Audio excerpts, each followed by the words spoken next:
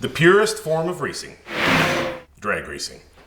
I want to do it. Yeah, everywhere I go. My Mustang's so fast. My Mustang's so fast. You know what? I'll tell you what. I got a dream car in mind. Corvette. I want you guys to tweak it up a little bit. And I want to smoke a pony boy. Send the feelers out, find us a car, oil, lube, air out of the tires, done. Wrap my ass in fiberglass.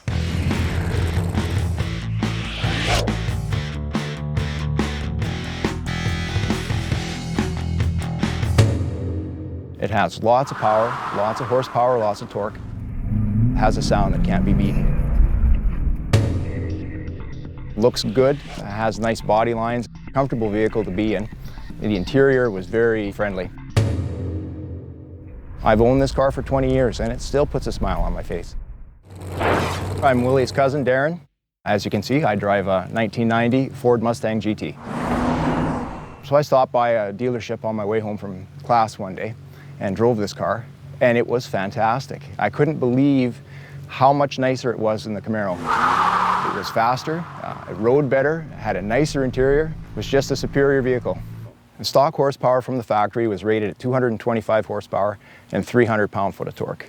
So it was a no-brainer. I had to buy the Mustang because it was the best.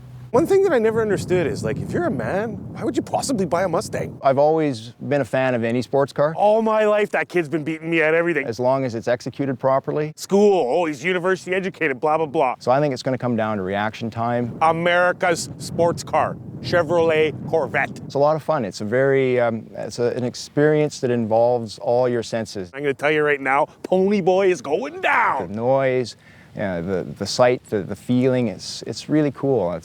There's a reason people like to race and race their cars on strips, and it's just exciting. It started out as a nefarious activity practiced by hoodlums in hopped-up cars. But over the course of a few decades, drag racing would transform itself into one of the world's premier motorsports.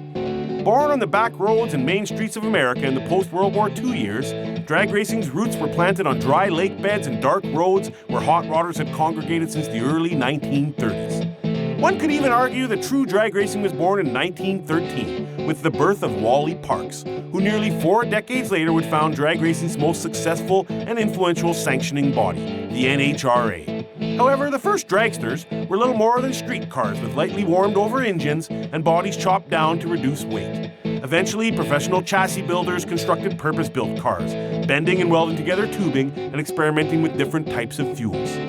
Safety and innovation paved the way to rear-engine top fuel cars in the early 1970s. And once drag racing legend Don Big Daddy Garlitz perfected the design, the sport never looked back. Today's top fuel dragsters are computer-designed wonders with sleek profiles and wind tunnel-tested rear airfoils that exert 5,000 pounds of downforce on the rear tires. All this modern technology has resulted in cars that tear down the track at more than 300 miles per hour. You know what? I looked all over the internet. Every Auto Trader, eBay, Kijiji, everywhere, all in the States. Talked to a bunch of jackass car dealers, didn't know what they were talking about. My big plan to go buy a car in America, totally a waste of time. What I decided is that the best way to buy a car is here locally. I mean, we live in car town, cruising capital of Canada, Winnipeg. Everybody's got sweet ass cars in this city, all throughout Manitoba, and guess what I found in sunny St. Vital? Wow. Beautiful, good 1985 job. Corvette. That's a fine piece of fiberglass there. Awesome. So you're gonna start racing this thing now, or what? You know what? I am going to race it. I'm going to race it against my cousin Darren. Yeah. He's got a 1990 Mustang 5-liter. I did find some other Mustang guys in town that were coming out of the woodwork all wanting to race me, but they all have like super modified, like, 9-second drag cars, right? So what I decided is to just find a bone stock car and then my cousin with his stock car, and we're going to go head to head and see who comes out on top. So while we're going to be busy working on this car, because you're not going to be doing it, what are you going to be doing? I'm going to go down to Gimli Dragways, and I'm going to hang out with some members of the Drag Race Association of Manitoba, and they're going to give me some pointers on drag racing, so I'm going to learn how to get off the light quick, and I'm going to learn how to race, basically, hopefully, anyway.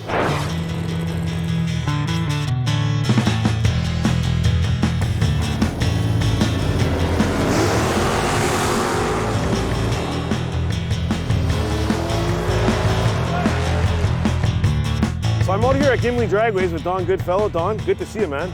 So I don't know if you heard the story or not, but I bought myself a 1985 Corvette, a C4, and my cousin Darren has a 1990 Mustang GT, and I've been bragging to him that I'm gonna be able to beat him in this Corvette. So I figured the guy to come to is you. You drive a very fast Corvette, obviously considerably different than the one that I'm racing. So tell me a little bit about this car right here.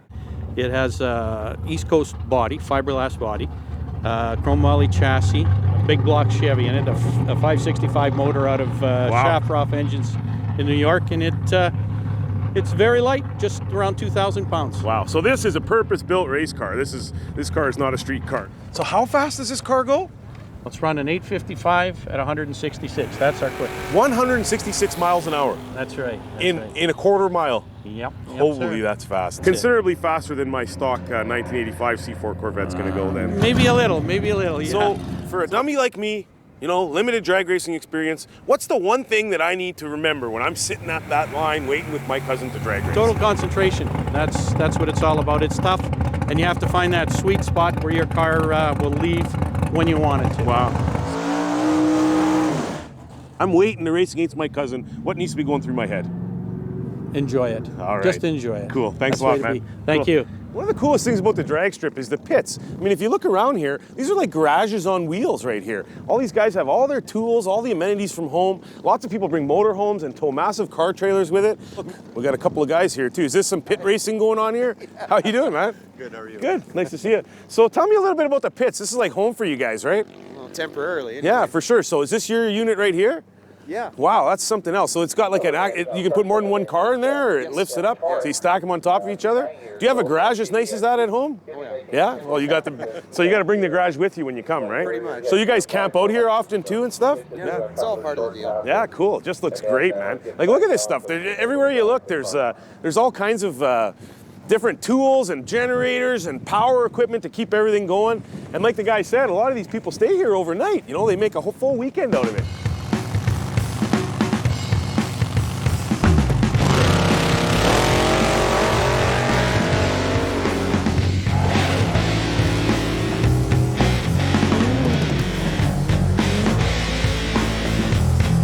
I'm here with my buddy Dale Hickey. Dale, good to see you. Good to see you, Dale Willy. and I go way back, and I'll tell you what, Dale's responsible for promotions here at Gimli Dragway. Ever since Bison and Keystone got closed down because of the Trans-Canada pipeline going through, I think that was 30 years ago, we moved this tower came from over there, over here. Neat. And we've been around plus 25 years A now. lot of these guys that are here, they're members of a club. Tell me about that club. Okay, this is Drag Racers Association of Manitoba. Cool. And originally what it was formed for was to help the track owner at those states put together programs and so on. So it's been a big social club for a long time, but they've also learned how to make regulations for the drag racers that are fair to everybody and fair to all the classes.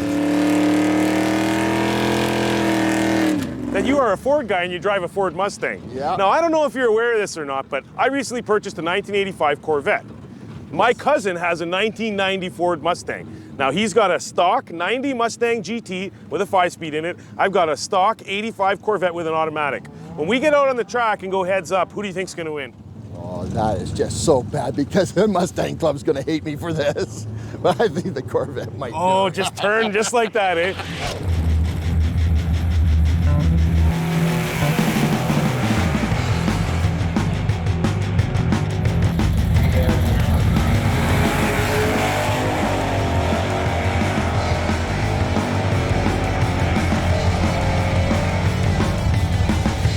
So I'm with Lyle of the Bond Slave Motorcycle Club, and I got to tell you that I have a little bit of experience hanging around the track watching the cars, but when I see the bikes go, it really gets me going. So how many times have you raced this bike here down the track? This is going to be my first, I hate to admit. What is it? It's a 1987 FXRT. There was only about 7,200 of them ever made between 1983 and 1992. So Cool. they're odd bike. So a big Harley Davidson like this is not typically the kind of bike that people drag race, right? That's correct. Why do you come to the track as opposed to riding on the street too fast? It's a safe environment. I don't have to worry about dogs, pedestrians, or people backing out of driveways.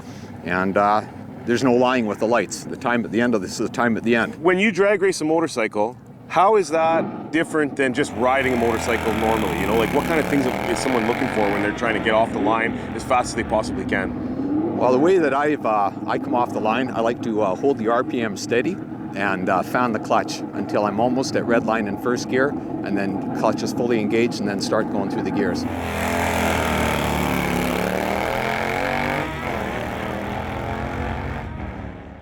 Drag racing, smoke, noise, speed, it's all attractive, you know? If they could get that into a bottle and get every girl to wear that, it'd be really good.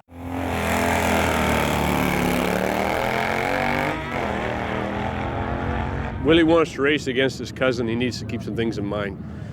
Being a novice and all that sort of stuff, you got to realize you got to point it in the right direction.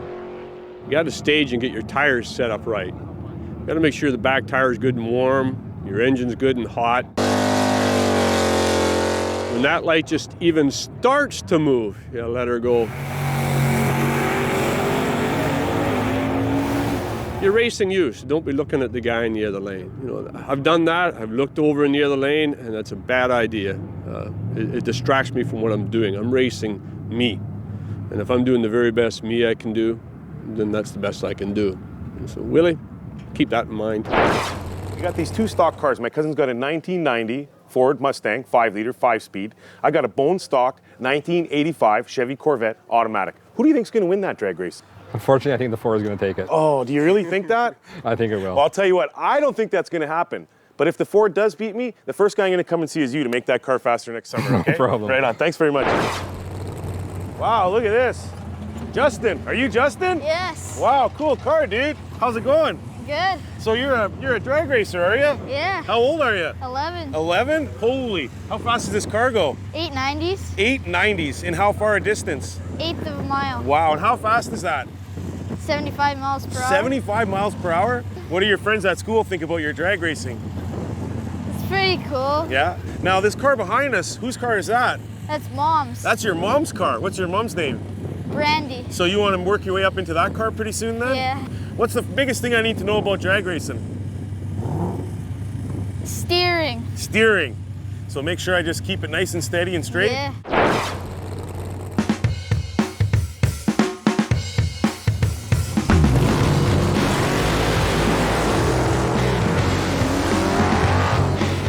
That red light right there means that driver left too soon.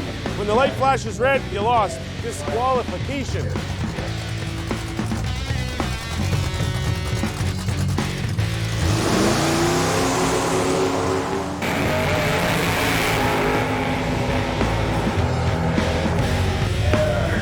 $153 miles an hour. That'll do it.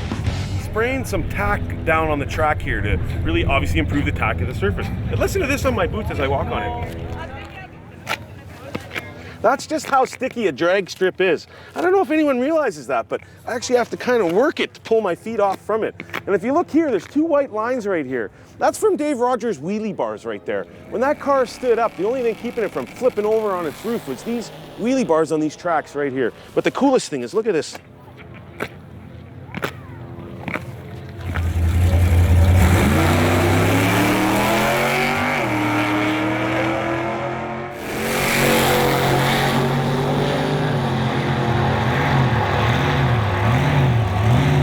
Every once in a while, you'll see the starter bend over on the track, and he'll pick something up. What he's picking up is pieces of the cars that are flying off. Let's hope this car doesn't shrapnel any parts, because I'm in a pretty bad spot right now if it does.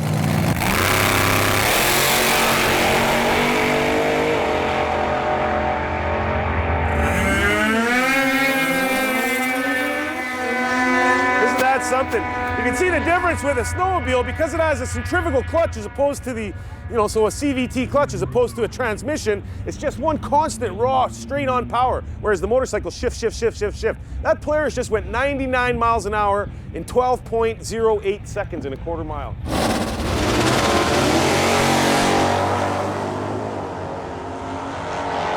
can really see what I mean about how many cars they can just pour through here one after another. That's the beauty of the testing tune, just car after car after car. Whoa! You'll notice as the speed increases that you'll see guys coming around helping their friends out. That's where the crew really becomes important. In the higher, faster cars that you go, it's difficult to even see where you need to line up the stage. You need a guy to help you right here. Now this car right here is gonna lay down some speed.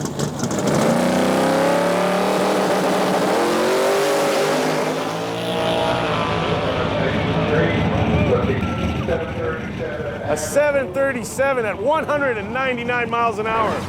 Super fun day today here at Gimli Dragways. I gotta tell you, to get an inside look at drag strip racing and what it's all about, super fun. And Dodd Goodfellow, forget about it. Did you guys see that guy's Corvette? Oh man, super huge horsepower. Looks just like my car, but with big fat tires and a humongous motor in it. I'm telling you, with the advice that I got from that guy, my cousin Darren is going down. Let's hit the track. The 1990 Ford Mustang GT 25th Anniversary Cobra Edition. Engine size 302 cubic inch. Generates 225 horsepower. Torque 300 foot-pounds. Transmission 5-speed T5 four-corner manual. The 1990 Ford Mustang GT 25th Anniversary Cobra Edition.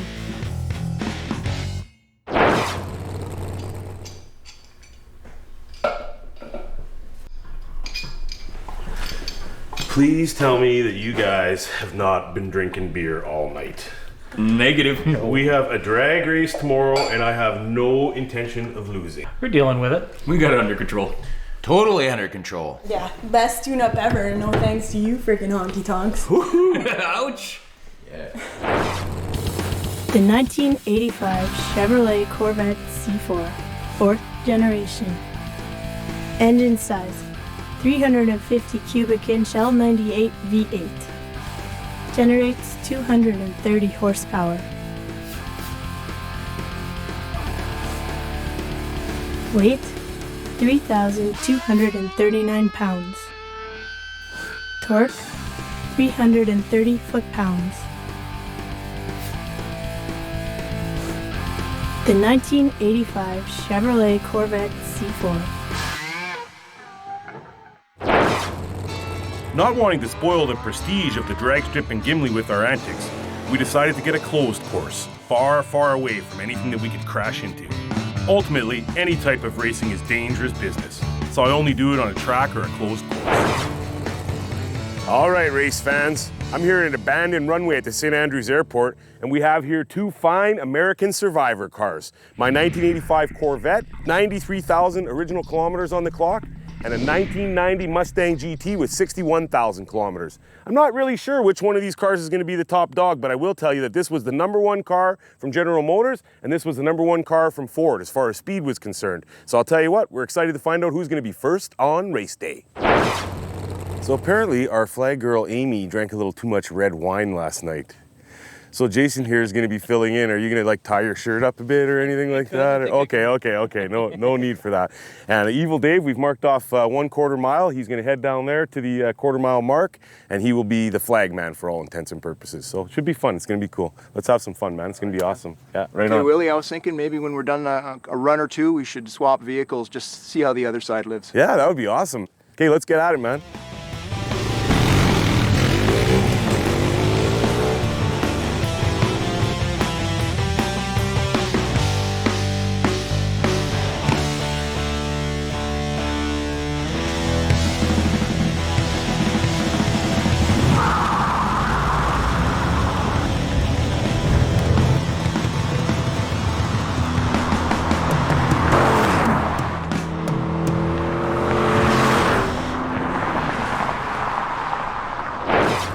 That was super fun, man. Thanks a lot. That was good. I got to tell you, folks, that the Corvette did take the Mustang, but on every single run that we had, we managed about 6 1/4 mile runs. On every single one, the Mustang had me by half a car length, sometimes as much as a car length, right out of the whole shot. But then the Corvette just kind of seemed to catch up and chug away. It was super fun. Now, I like to think that it was the car, but who knows? Maybe it was the driver. So what do you say we do the quick swap here and try each other's out? That would be great. I just asked, leave me a little bit of clutch so I can get home. Okay? All right, cool. And the question I have for you is, do you know how to drive an automatic? I don't know. Has it got 3 pedals? No, only 2. Have fun, man. Nice. All right, dude, we're gonna go on the count of 3. You ready to go? Let's do it, man. 1, 2, 3.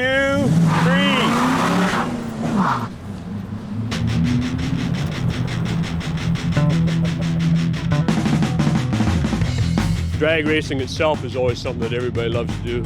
There's something in man that just, you know, if the mountain's there, we gotta climb it. If there's a higher mountain, we gotta climb that.